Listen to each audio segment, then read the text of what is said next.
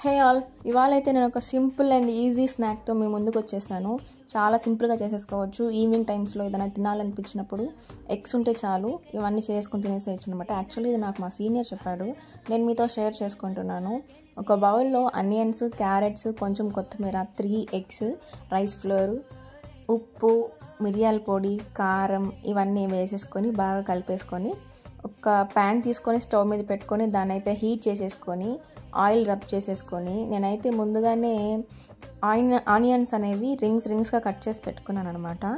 ఆ రింగ్స్ని మనం ముందుగా ప్యాన్ అయితే ఆయిల్ చేసి పెట్టుకున్నాం కదా, దాని మీద పెట్టేసుకోవాలి. నీట్గా పెట్టేసుకొని ముందుగా మనం అయితే చేసుకున్న మిశ్రమాన్ని ఈ వాటి మధ్యలో వచ్చేటట్టు వేసుకోవాలి. ఇలా వేసేసుకొని అటు ఇటు తిప్పుకొని కాల్చుకుంటూ ఉండడమే. నేనైతే అన్నీ వేసేసుకున్నాను అనమాట. టేస్ట్ అయితే చాలా బాగుంది. మీరు ఉప్పు కారాలు అడ్జస్ట్ చేసుకోండి, తినేసి let me know in the comments. Bye.